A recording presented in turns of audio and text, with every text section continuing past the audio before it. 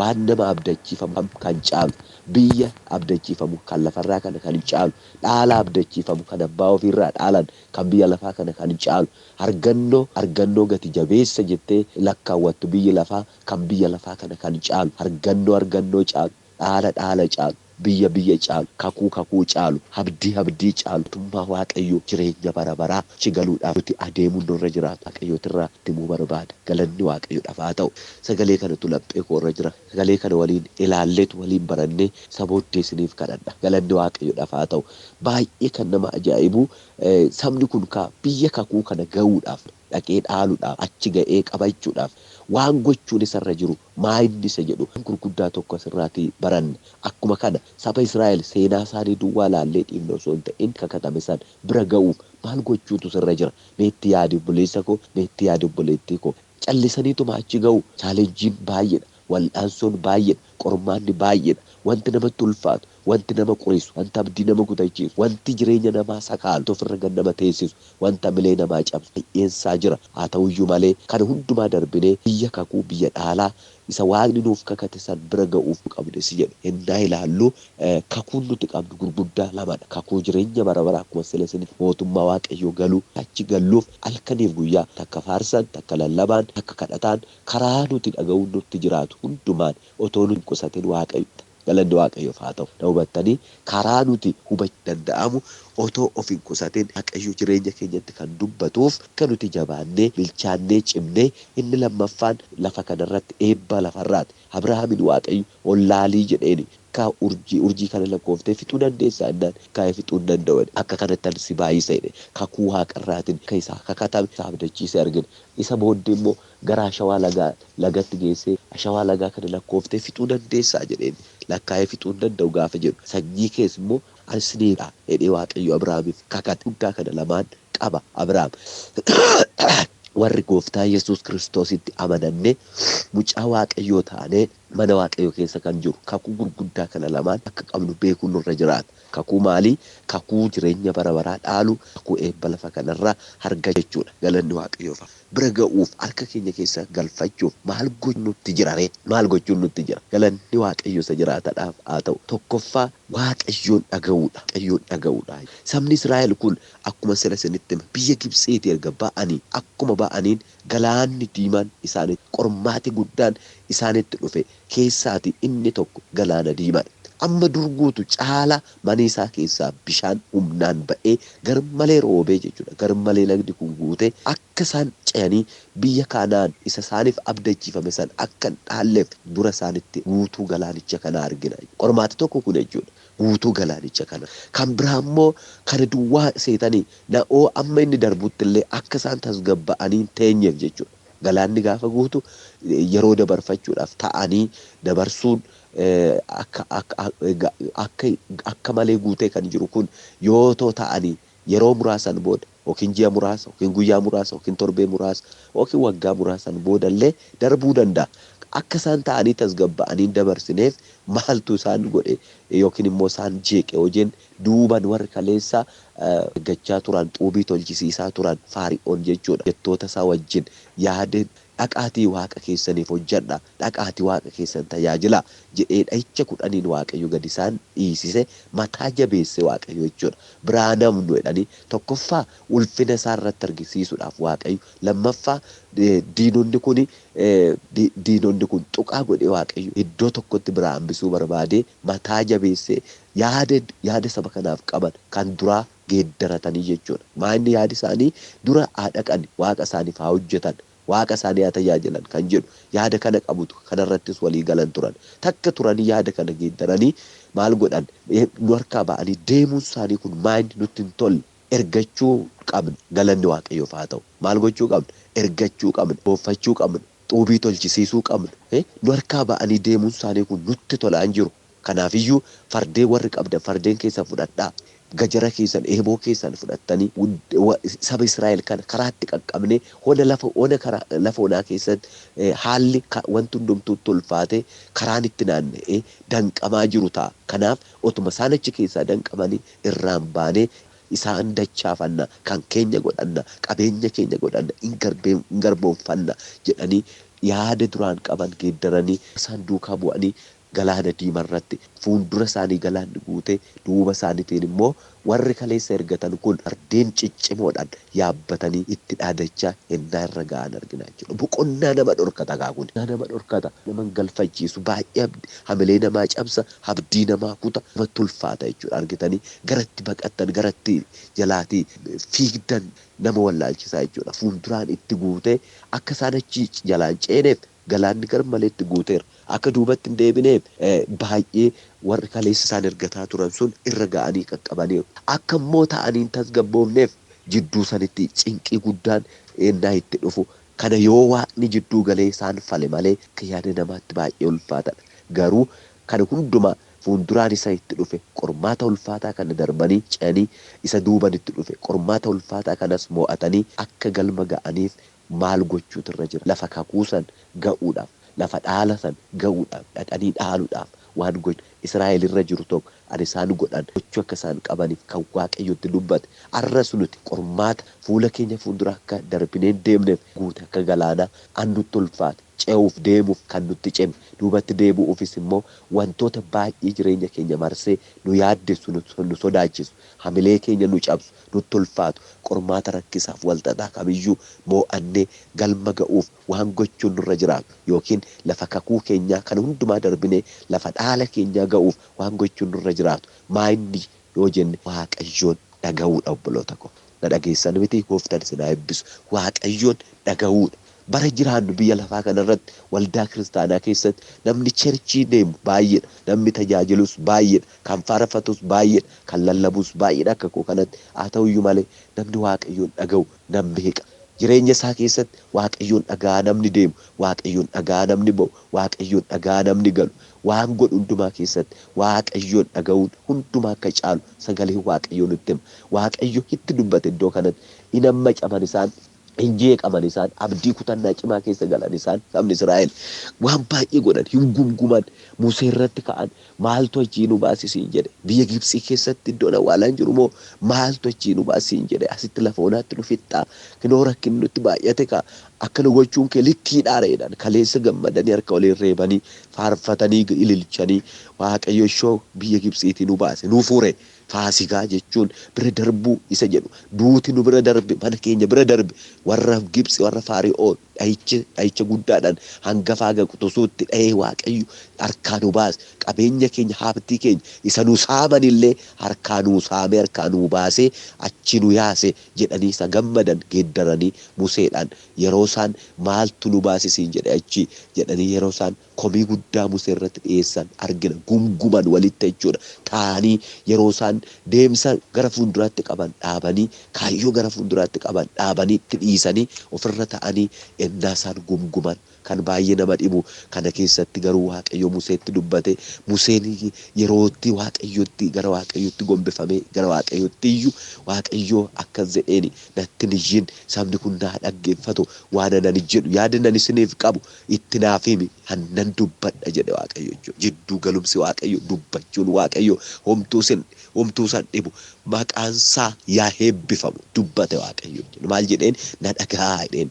yennaa Waaqayyo dubbatu gumgummii dhiisanii jeeqamuu dhiisanii rabbashamuu dhiisanii abdii kutannaa dhiisanii jireenya biyya Gibxii isa kaleessaa dharra'uu dhiisanii tasgabba'anii yaada Waaqayyo baruun hunduma caala obboloota koo tasgabba'anii akka Waaqayyoon dhaggeeffachuu qaban Waaqayyotti dubbate maal jedheen Waaqayyo hin gumguminaa jedheen Musee irratti gumgumuu aaruu walitti dubbachuu walamachuu isaanii dhiisanii akka isaan waan tokko godhan yeroo masfartii kennuuf argina Waaqayyo na dhaggeeffadhaa jedheen jechuudha itti dubbate Waaqayyoon dhaga'uun karaa namaa qajeelcha obboloota koo waan namatti ulfaate namarraa kaasa Waaqayyoon dhaga'uun Waaqayyoon dhaggeeffadhu maaltu sitti ulfaate har'a maaltu sitti cime har'a mina dhaggeeffadhu qormaata keessa namni jirtu wal'aan sun yaa nama sitti baay'ate yaa nama kallattii hundumaa sitti dukkanaa'e abdii kutannaa cimaa keessa jiru waan tokko siin jedha Waaqayyoon dhaggeeffadhu waa'ee keef Waaqayyoon dubbata haleluuyaa maaraajaa namaa saatoo namaa kilaatii vaariyaatiyaa namaa Lordaan seetamar daakota nama shiikaat reedii baaniyaa dhaggeeffadhu waaqayyo hin dubbata waan irratti sitti ulfaate isa irratti waaqayyo hin dubbata waan sitti cufame san irratti waaqayyo hin dubbata waan sitti hadhaa isa irratti waaqayyo hin dubbata waaqayyo jireenya bitaa sitti gale irratti waaqayyo hin dubbata karaa sitti cime deemsaaf sitti ulfaate kan irratti waaqayyo hin dubbata waan sitti cufame san irratti waaqayyo hin dubbata jireenya bitaa sitti gale irratti waaqayyo hin dubbata karaa sitti cime deemsaaf sitti ulfaate kan irratti waaqayyo hin dubbata waan karaa kee dura dalgagalee deemte galman geenye si danqe kan irratti waaqayyo hin dubbata kan akkaman godha waaqayyoon jireenya kee keessa waaqayyo dhaga'uun ajiraatu waaqayyo namni dhaga'uun badu waaqayyo namni dhaga'uun kasaaru waaqayyo namni dhaga'u jireenya qajeeltootti jiraata tasgabbiitti jiraata bairkaataa afaan amaariffaasaa waaqayyoon dhagaye nagaattis gabiittis hin jiraattaa jedheen dubbata jireenya keenya keessatti isa dhaga'uun hun haalli dubbii qaba dubbiin haalaa nama jeeqa dubbiin namaa nama jeeqa seexanaa nama jeeqa dubbiin baraa nama jeeqa dubbiin teknooloojii nama jeeqa dubbiin foonii nama jeeqa yetu afaan qaba qilleensa afaan qaba barra afaan qaba seexanni jireenya keenya taasaa nutti lallabu kan nu fayyadu miti kan nu jeequ kan nu qoru waaqayyo garuu jecha gaarii qaba dubbiin waaqayyo onnaa namaaf laata dhagayati haa dubbatu inni dhagaye inni waaqni dubbatu karaa kee sii cira karaa siif qajeelcha maal gochuu qabna lafa kakuu keenyaa ga'uudhaaf galanni waaqayyoodhaaf haa ta'u baay'ee kan nama dhibu sabni kun jechuudha hin hunkuraman hin rabbashaman iddoo kana maal ta'anii baay'ee hunkuraman ofirra ta'anii akka isaan guddaa argitanii fuulduratti olaanani galaanichi humnaa ol guuteera ulfaataadha jechuudha duuba isaanii olaaltan warri kaleessa isaan ergataa turan sun immoo gulufan irra ga'aniiru ulfaataadha jechuudha kun nama jeeqa baay'ee namatti ulfaata kanarraa kan ka'e gabii dhaban tokkummaa dhaban gabii dhaban hin jeeqaman hin rabbashaman wal hunkuruutti wal jeequutti wal rabbashuun hamilee isaanii cabee yeroo isaan wacan jeeqaman rabbashaman lattiin deemsaa harkaa badee fuulduratti deemuufis haalli malli dhibee duubatti deebi'uufis haalli malli dhibee taanii taa'umsa sanis immoo nagaa dhabanii jeeqamsaa du'a ofirratti eegaa jireenya cinqifra hinnaa jiran arginaa jechuudha waaqayyo maal jedheen waaqayyo isiniif waan loluuf diina arra argitan kan fuuldura keessanis kan booddee keessanis isa argitan kana booru lamma argineef isin maal godha gabii kan isinirraa eegamu kan isin gochuu qabdan gabii godha nagaa tasgabbii qabaachuudha tasgabbaa inni isinitti dubbadhu inni nani gibsi keessaa isin baas an waaqayyoon humni koo natti nirratu jabinni koos guddummaan koos sanuma dandeettiin koos sanuma natti nirratu an jabaadha an guddaadha kanaafiyyuu na dhagaa gabii godhadhaa gabii godhadha hamma camuun ani baqaan rabba'u angatiin qabu naaf dhumateera jedhanii jireenya ofii jeequu namni waaqayyoon dhaga'u tasgabbii qaba silayyuu inni waaqayyoon dhaga'u maal godha tasgabbii qaba silayyuu tasgabbaa'u jeeqamsa dhiisanii tasgabbaa'u rabbashamuu dhiisanii tasgabbaa'u tasgabbii qaba namni waaqayyoon dhaga'u kana namma camina gabii godhadhaaf haa ta'u maaltu irraa eegama arras akkuma kana jireenya saba Israa'el kanarraa kan hubannu akkuma kana jireenya keenya waan baay'eetu nu hammace dhabuu keenya laallee duwwaa keenya laallee dhukkuba jireenya keenyarra jiru laallee wallaansoo jireenya keenyarra jiru laallee hafuura keenyarra foon keenyarra kaayyoo keenyarra hojii keenyarra bakka jirru iddoo jiru waan goon hundumaatti wallaansoo seexanni jireenya keenyarratti darbatu xiyya seexanni jireenya namaarratti darbatu jireenya namaa hammaca haa ta'u malee gabbiidhaan xiyyo duratti dumarratti ho'icha namaaf akkalaatu beekuun nurra jira waaqayyoof haa ta'u gabii godhachuun gabii horachuun kanaafiyyuu gabii godhachuudha biyya lafaa kanarra waan baay'eetu nama hammaca rakkin bu'aa ba'iin wal'aansoon baay'een hamilee namaa cabsa nama hammaca nama jeeqa boqonnaa nama dhorka kan hundumaa keessatti garuu waan lafarraa kaafne waaqayyoorra godhachuun hammacamuuf jeeqamuu dhiisanii gabii godhachuu boqonnaa lubbuu namaaf akka laatu kaayyoo manaa baane kuu bira geenyee dhaaluuf jennu san bira geenye akka dhaalu kakuu lafarraa eebba lafarraas haa ta'u kan waaqarraas haa ta'u sa waaqayyo harka keessa nu buusuudhaaf nuuf kakate sa waaqayyo miilla keenya biraan nu ga'irra nu hojjechiisuudhaaf nuuf kakate san dhannee harka keessa galfachuuf dhaaluudhaaf argachuudha wanti nuti gochuun nurraa eegamu inni lammaffaan jeeqamina buloota koo hin rabbashamina buloota koo haala jiru hundumaa keessatti ija ofii ol kaasanii waaqayyoon ilaaluun tasgabbiidhaan gabiitti mana waaqayyo keessa jiraachuun kakate biraan nama gaalanni waaqayyo sadaffaan maal gochuu qabna kakuu waaqayyo nuuf kakate bira ga'uudhaaf ni sadaffaan itti gochuu qabnu ka'anii iddoo ta'anii ka'anii fuula duraatti adeemuudha haa ta'u adeemuu jechuudha taa'uu osoo hin ta'in marmaratanii harka maratanii afaan ofii hidhatanii callisanii taa'uu osoo hin ta'in taa'uun fedha Waaqayyoo miti. Iddoo kanatti sabni Israa'el galaana diimaa fuulduraan guutuu isaa gaafa argan booddee isaaniitiin amma Faari'oon arganitti yoo amma cabanii cinqamaniyyuu galaanicha gara dhaqan waan hin qabneef itti nammanii tata'an jechuudha. Wal hiiranii tata'an. Kaan isaanii kanuma keessatti yeroo isaan Musee irratti gumguman, yeroo Musee amatan, yeroo wal jeeqan maaltu achi nu baase? Achi teenyee okkotee keessaa innaa waxiin innaa foon danfu jala teenyee otoo kajeellanne nyaachuullee yoo dadhabne teenyee otoo kajeellanne nuuf hin wayyu dabaaqula biyya Gibxii nyaachuu nuuf hin wayyu asitti dhumuuti manna jedhanii akka isaan jireenya biyya Gibxii dharraan lan arginaa jechuudha. Galanni Waaqayyoodhaaf haa ta'u. Jireenya kaleessa kan Waaqayyo tuffatee fi achi keessaa baase deebisanii ennaa isaan kajeelan ennaa isaan ofirra tata'an argina. Maqaa Gooftaa Yesuusin maaliin teessee jirta har'a bakka kakuu kee kan ga'uudhaaf lafa dhaala kee ga'uudhaaf ka'i fuula fuulduratti adeemi. Haalli sitti ulfaata qormaan wal'aansoon sitti baay'ate yoo jiraate iyyuu ka'i achi keessaa maqaa Yesuusin nan jedha. Hafuuraan ka'i, mul'ataan ka'i, tajaajilaan ka'i, kadhataan ka'i, amantiidhaan ka'i gara fuula fuulduraatti adeemi. Qajeelfama siif kenna Waaqayyo, si geggeessa Waaqayyo, waan siin lolu fuula kee dura dhaabatee isa jiru dura keetii kaasa, si booddeedhaan kan si ari'atu si biraa hambisa. Ati garuu Waaqayyoon dhaga'i, ati garuu gabii godhadhu, ati garuu ka'i gara fuulduraatti adeemi. Inni galmaan nama ga'u Waaqayyo amanamaan galanni Gooftaadhaaf haa ta'u. Haala keessa jiran keessaa ka'uu, xuraa'ummaa keessaa, gumgummii keessaa, ammeenya keessaa, quba walitti qabuu keessaa wayyoon qaba abalutu likkii miti jechuu osoo hin ta'in kanaan booda gumgummii jireenya biyya Gibxii ta'anii dharra'uu yookiin immoo kaleessa biyya Gibxii keessatti dabaaqul qullubbii nyaachuu isa naaf wayya jedhanii jireenya hubattaaf jireenya fokkisaa sagaleessaa achi keessa ta'anii dharra'uuti manna ka'anii waan xuraa'aa keessaa gumgummii keessaa ameetaa keessaa jal'ina keessaa ka'anii adeemudha. Kan kakuu biraan nama ga'u kan lafa dhaala ofiitiin nama ga'u fuulduratti adeemudha. Adeemi maqaa Gooftaa Yesuusin gara fuulduraatti. Adeemi gara eebba kee ka'iitii adeemi. Argitanii galaana guutuutti ka'iitiitti adeemennaa namaaf jedhu. Ammam dubbii isaatti amanamaadha Waaqayyo. Ammam irree isaatti amanamaadha Waaqayyo. Amanamummaa isaa nuuf gaachanaaf inni guddaaf qulqulluudha. Akkuma jedhe booru deebitanii diina isinitti dhaadatu kan akka kanatti argitan akkuma jedhe Waaqayyo diina kana irraati dhangalaasee nagaadhaan akka isaan ce'an taasiseera Waaqayyo. Kanaafiyyuu ka'a bakka teessanii jirtan kana irratti adeemaa. Arfaffaaf inni dhuma maal gocha kakuu keenyaa ga'uuf yookiin lafa dhaala keenyaa ga'uuf isa jedhuuf inni arfaffa waan nu harka jiru ol galanni Waaqayyoof haa ta'u wanta nu harka jiru ulee nu harka jiru ol kaasuudha. Maal jedheen iddoo kanatti Waaqayyo Museedhaan maaliif gara kootti iyyitaa jedheen. Ergalaan gabii haa godhatan haa tasgabba'an aana dhaggeeffatan sabni kun ka'anii gara fuulduraatti adeeman erga jedheetii booddee Museedhaan immoo maal jedheen isaa arfaffaaf inni dhumaa maaltu si harka jira jedheen. Akkuma sila isinitti hime waggaa 40 mana mootii Faariyoonitti guddate Museen waggaa 40 lafa onaa keessatti oolaa Yetroo abbiyyuu isaa tiksaa ture achi keessatti Waaqayyo isa leenjisaa baay'ee akkaataa dinqiin nama kana wajjin akka ture waggaa 40 immoo Israa'eliin geggeessaa lafa onaa keessaa kenne ture argina. Haa ta'u malee wanti nuti hubachuu qabnu Museedhaan lafa onaatti innaa oolaa Yetroo abbiyyuu isaa innaa tiksu ulee itti kennee milikkita gurguddaadhaan si wajjinin ta'a na wajjin ta'a taaree yoo ati na faana ta'a dhuguma na faana jirta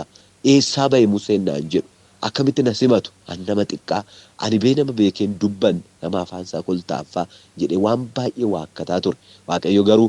an afaan ati anarraa dhageesseen dubbatta afaan kan siif ta'ee dubbatu Aaroon achi jira namni dubbii danda'u tanaa gaarii cimaan. Kanaafiyyuu sodaatin si wajjin ta'uu koo milikkita amma si argisiisu kana jedhee Waaqayyo milikkita baay'eetiin Musee akka Waaqayyo isa wajjin jiru mirkaneessee fi lafa onaatti humna guddaa uleen Museen lafa onaatii saba Israa'el kana Gibxii baasuuf akka inni dhaqee arginaa jechuudha. Kanaaf Waaqayyo akka isa wajjin jiru waan baay'eetiin mirkaneeffateera. Maaltu harka isaa jira? Ulee amantiitu harka isaa jira. Ulee jechuudha.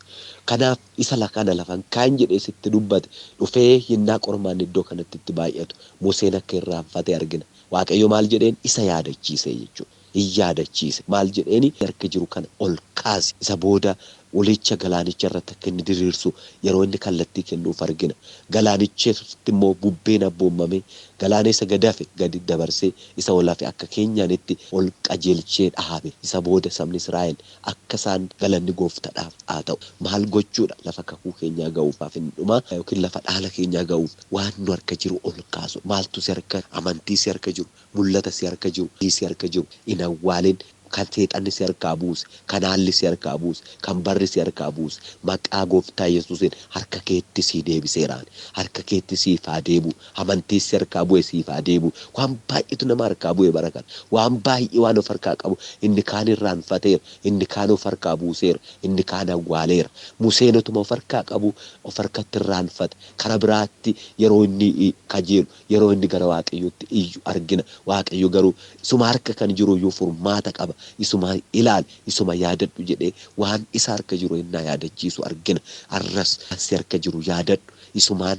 waan dura keetti guutee jiru haddaan sii kuta rakkina sitti ulfaate isumatu sirraa galagash inni si harka jiru maal wangeela inni si harka jiru Yesuus mana kee kan jiru maqaan Yesuus sirratti kan waamame inni humna qabeessa inni karoora seexanaa karaatti hambisuu danda'u Yesuus Kiristoos si wajjin akka jiru mana kee keessa akka jiru yaadadhu. Yeroo tokko bidiruu yaabbatanii maarkaba yaabbatanii jiru innaa yaadachi arras akka jiru yaadadhu isumaan waan dura keetti guutee jiru ulfaate isumatu sirraa galagash inni si harka jiru maal wangeela inni si harka jiru Yesuus mana kee kan jiru maqaan Yesuus sirratti kan waamame inni humna qabeessa inni karoora seexanaa karaatti Yesuus Kiristoos akka jiru mana kee keessa akka jiru yeroo tokko bidiruu yaabbatanii maarkaba yaabbatanii innaa deeman maarkabi isaanii raafamtee duuka buutonni gooftaa Yesuus Yesuus immoo gara booddeetiin galee rafee jira jedha. Isa booda liqiffamuuf jenna jedhanii edda wacanii booddee tokko gara Yesuus dhaqee nuti dhumuuf jenna jedheen dammaqsee maaliif nu laalta jedheen. Isa booda inni ka'ee qilleensicha irraa ifatee yaa namicha amantiirru maaliif mamtee jedheen. Argitanii Yesuus Kiristoos akka isaan wajjin jiru otoo beekanu otoo wajjin deemaa jiranu hammacaman rabbashaman hin wacan dhumne dhumuuf jenna nuuf wayyoo jedhanii isaan bu'an argina. Yesuus otoo si wajjin jiru hin nyaatamtu ati garuu si keessa jiru dammaqsi isa wajjin hariiroo kee cimsadhu malee tasi harka jiru isumaan ittiin hojjedhu otumaa ibaasa isumatu karoora seexanaa diiga. Isa booddee erga ulee ol kaase galaanichi gargar erga hirame booddee maal ta'e warra Gibxii warra Israa'el jiru garaagartummaa guddaan ta'e jechuudha. Israa'eliin fama guddaa kenneefi kana maal waan godhaniif kun ta'e beektu Waaqayyoon waan dhaga'anii lammaffaa waan hammacamu yookiin jeeqamu waan dhiisaniif yookiin immoo akka isaan godhatanitti sadaffaa immoo bakka ta'anii jiran sanii ka'anii akka adeeman taasise ka'anii itti adeeman waan ol kaaseef isa booda maal ta'e gaheen Waaqayyoo gaheen isaanii isa kana erga ta'e gaheen Waaqayyoo geeffama guddaa ta'e geggeeffamni kun guyyaa utubaa duumessaan halkan utubaa ibiddaan isa geggeessusaan warra macca Gibxiitti dukkaneessee warra Israa'eliif immoo ifa baasee fi gidduu galumsa guddaadhaan garaagartummaa guddaa jidduu isaaniitti uume sabni Israa'el nagaan tasgabbiin otoo nyaatamin miilla isaaniitti bishaan otoo nammin tachi ba'an gara kakuu keetti achi ba'i maqaa Yesuusitiin ceetti maqaa gooftaa Yesuusitiin warri isaan ari'atan sun immoo galaanichatti dhidhimanitti deebi'e ilaanan jedha wanta sin ari'atu wanta sin reebu wanta sin hordofu akka kakuu keessan bira keessanii nyaanneef waan sin duukaa bu'ee sin hordofaa jiru cabseera maqaa gooftaa Yesuusitiin ani sagalee kanarratti hundaa'e sinii kadhadhate xiqqoo Waaqayyo galanni siif haa ta'u maqaan kee bara baraan haa eebbifamu ati qulqulluuf qajeelaa guddaadha kan akka kee namatti tolu hin jiru abbaa gaarii hirkoo gaarii kinoo sagalee kee nuuf fiddeetta kakuu kee bira ga'uuf waan gochuuf ta'u isa jedhu yaa Waaqayyo waan guddaa afur nu barsiifteetta Waaqayyoon dhaga'uu akka qabnu lammaffaa gabii godhachuu akka qabnu sadaffaa kaanee fuulduratti deemuu akka qabnu arfaffaa waan nu harka jiru ol kaasuu akka qabnu maqaa Yesuus Kiristoosiin wanta obboloota koo harkaa bu'e amantiin harkaa bu'e jaalalli harkaa bu'e qulqullummaan harkaa bu'e nagaan harkaa bu'e humna harkaa bu'e kennaan harkaa bu'e harkattaa deebu ilaa namichi sun yaa Waaqayyo muka muruuf ba'anii raajii Elsaa'i wajjin yaa Waaqayyo gooftaa itti qottoo waaqayyo raati sibiilli sun bishaan keessa gaafa jalaa bu'u wayyoo qottoonna jalaa bu'e innuu kan ergisaa ta'ee gaafa inni wace gaafa inni iyye isa booda karaa inni gate san akka targisiisu taasise mukatti gad darbannaan ol ba'ee fudhatee ittiin muka san mure hin gammade gooftaa annan jedhaarra maqaa gooftaa Yesuus Kiristoosiin wanti dhaloota kana harkaa bu'e amantiin mul'anna harkaa bu'e harkattaa deebuuf gabii kan dhaban nagaa tasgabbii kan dhaban nagaa tasgabbii yaa qabaatan wanti isaan hin jeequ lolli wal'aansoon seexanaa raawwatee maqaa Yesuusiin kan irraatii cabe haa ta'u dhukkuba wal'aansoo addaa keessa kan jiran qormaata garagaraan jireenyi isaanii liqeeffamee kan jiru irraatiin cabsa hammaa jalqabe lolli seexanaa maqaa Yesuusiin kan irraa cabe haa ta'u Yesuusim kan irraa cabe haa ta'u moo'icha guddaa laadhufate maqaa Yesuusiin kan dhukkubsatan kan fayyanaa ta'an kan dadhaban kan jabaatan haa ta'an taanii gumgumaa yaaddoo hamaa keessatti liqeeffamanii kan jiran maqaa Yesuusiin achi keessaa haa ba'an achi keessaa humnattiin ba'an laadhuuf waaqayyo humnattiin ba'an laadhuuf taanii kan jiran ka'anii fuulduratti kan adeeman humnattiin adeeman humnattiin si dhagaan humnattiin siif abboomaman humnattiin siif jiraatan maqaa Yesuus Kiristoosiin ati laadhuuf dabarsee harka kee amanamaatti kenneera harki kee guutummaatti isaan wajjin haa ta'u wanti isaaniin hammaci qormaati lolli wal'aansoon kamirree isaaniin danda'in gab irraa haa jedhu fuula fuulduratti guutee deemsa kan dhorke booddeedhaan kan ari'atu hamma ganama kana humna maqaa Yesuusiin biraa kan dhabame haa ta'u fayyummaan nagaan tasgabbiin haa ta'uuf dabarsee harka kee amanamaatti kenneera bara baraan nu gargaara maqaa Yesuusiin lafa kakuu isaanii haa ga'an maqaa Yesuusiin lafa dhaala isaanii haa ga'an chaalenjii qormaata isaaniin qunname jiru hundumaa moo'atanii haa darban miilli danqame miilli xaxame jireenyi danqame jireenyi xaxame jireenya abdii kutannaa keessatti liqeeffame maqaa Yesuusiin hamilee haa godhatu humna haa godhatu ati gargaaratu jabees wajjin ta'e sagalee dhageenya kana warri lolama qormaata keessa jirtan fuulduraanis natti ulfaate booddeedhaanis waan baay'inaa ari'ata hamileen koo af dhumate warri jedhu winni waan hundumaa si moosisee kuukee biraan si ga'u guddaan dubbataa jiru amani sagalee kana amani hin jajjabaadne hamileen si hin cabin inni jabaadha jiruu danda'a waan irraa argitu wallaansoo sirra jiru lola sirra jiru kan sirraa gab godhee kan si ceesisu kan danda'u guddaa akka ta'e abdadhu itti hirkadhu isa dhaga'uun isaaf abboomamuun macaamuu dhiisuun gabii godhachuun fuulduratti adeemuun amileedhaan walii galanii jiraachuun waan nu harka jiru amantii isa nu harkaa gadi bu'e deebisnee ol kaasnee of gannee sagalee waaqa amanaa. Ilaalcha kee ati geeddarteen beektu guyyaa tokko amana koo yaada koo ilaaltee abbaa koo ilaalcha kee ati geeddarteen beektu guyyaa tokko siin jaalladha jettee takkaanan jibbine siifaa ta'u gooftaa galaanni walirraan jenne siin jaalladha jettee takkaanan jibbine siifaa ta'u gooftaa galaanni walirraan jenne amala koo yaada koo ilaaltee kee naatti geeddarteen beektu amala koo yaada koo ilaaltee abbaa koo naatti geeddarteen beektu siin jaalladha jettee takkanaan jibbine siifaa ta'u gooftaa galaanni walirraan jenne siin jaalladha jettee takkanaan jibbine gooftaa galaanni walirraan jenne siin jaalladha jettee takkanaan jibbine gooftaa galaanni walirraan jenne eenyummaa kulaaltee naatin jijjiiranne mucaa komboo hin jiru eenyummaa kulaaltee ati naan jibbine imboo hin naan jiru asifaan jira jijjiinaa galtee naan jettee abbaa koo naa kunoonsitee eenyummaa kulaaltee naatin jijjiiranne imboo hin naan jettee asifaan jira jettee abdinaaf galtee abbaa koo na kunuun nunsite yaada koo ilaalte abbaa koo ilaalcha kee naatti geeddarteen beektu yaada koo ilaalte abbaa koo siin jaalladha jettee taakkanaan jibbine ifaa taa'u gooftaa galaanni walirraan cinne siin jaalladha jettee taakkanaan jibbine galaanni walirraan cinne maal siif kennu gooftaa oolmaatii naaf oolte nunarraa darbe fuudduu bara koo siif kenne maal siif kennu gooftaa oolmaatii naaf oolte daanunarraa darbe fuudduu bara koo siif kenne sitta tolu gooftaa jireenyaan jiraadhu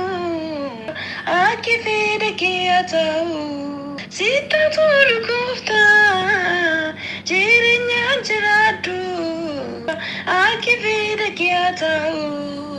amala koof yaada koo ilaalte abbaa koo naatti geeddarteen beektu guyyaatu yaada koo ilaalte abbaa koo siin jaalladha jettee taakkanaan jibbine galaanni walirraan cinne siin jaalladha jettee taakkanaan jibbine galaanni walirraan cinne gaaddisa lafa bagaa siitu naaf ta'e gooftaa lubbuun koo si jajatti yeroo hundumaa gaaddisa lafa bagaa siitu naaf ta'e gooftaa si jajatti yeroo hundumaa baadisa akka tasaa na oolchite tuna naasisu barruu keerra ergan jiraadde